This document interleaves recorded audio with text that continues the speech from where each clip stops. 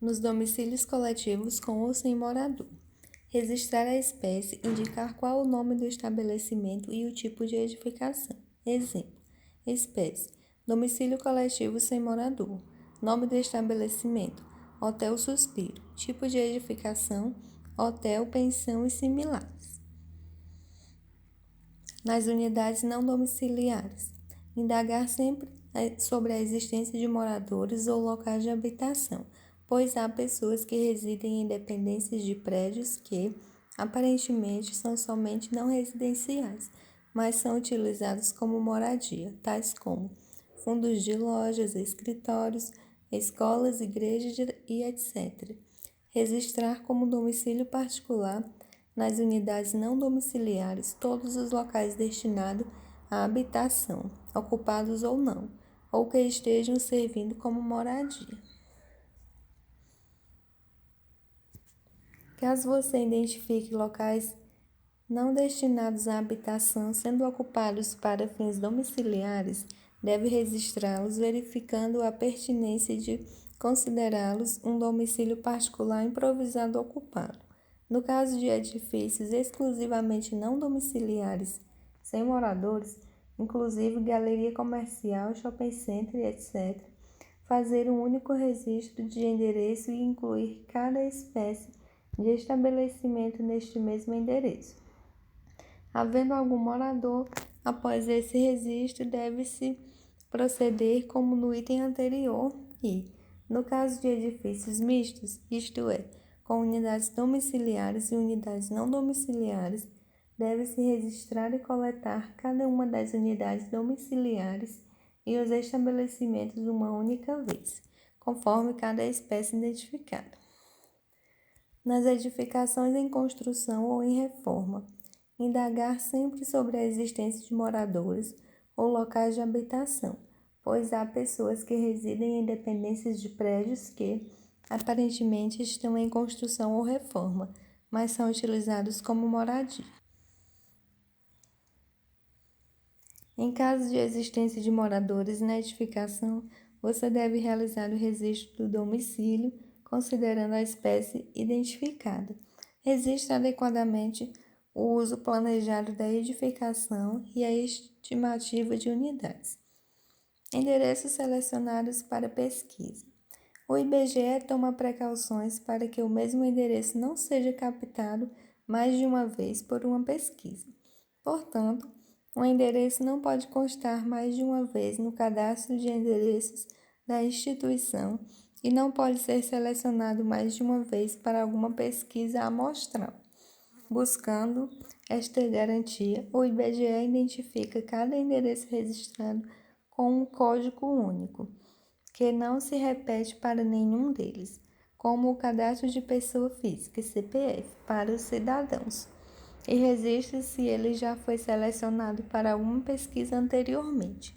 Por isso, os endereços listados previamente em seu dispositivo de coleta possuem este identificador único e uma sinalização caso tenham participado de alguma pesquisa anterior ao censo.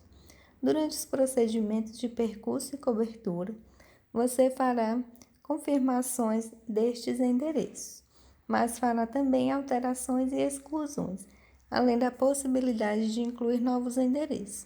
Nestes procedimentos, você precisa tomar cuidados para garantir a integridade destes identificadores do endereço. Ao tentar excluir um endereço que já foi selecionado para alguma pesquisa, você será alertado e deve tomar cuidados adicionais, procurando verificar ainda mais detalhadamente se o endereço deve de fato ser excluído. Após a exclusão, não inclua um novo registro com o mesmo endereço. Ao incluir um endereço, certifique-se de que, de fato, ele não existe em sua listagem de endereços do setor para não gerar duplicidades. Exemplo: endereços localizados em esquina com mais de uma entrada por faces distintas. Ao alterar o endereço, o dispositivo de coleta oferecerá restrições que servem para que você se certifique de que os dados de um endereço realmente precisam de edição. Isso ocorre quando o número de um endereço é alterado ou atualizado, pois, neste caso, não será permitido alterar simultaneamente o complemento. O motivo dessa restrição é não permitir descaracterizar completamente o endereço da lista prévia. Atenção! Em caso de erro na exclusão, você poderá desfazê-la, podendo confirmar o endereço sem perder suas informações sobre seleção para pesquisa e seu identificador único. Procedendo desta forma, você preservará a identificação única dos endereços e os registros de sua participação em pesquisas, práticas fundamentais tanto para o Censo 2022 quanto para as outras pesquisas do IBGE que utilizarão este cadastro de endereço como referência. Atenção! Em hipótese alguma, edite dados de um endereço para que ele passe a identificar outra edificação em campo. Seja qual for o método de percurso e cobertura do setor, seu trabalho estará terminado apenas quando todos os endereços estiverem registrados, com todos os questionários coletados e todas as fases concluídas, se for o caso.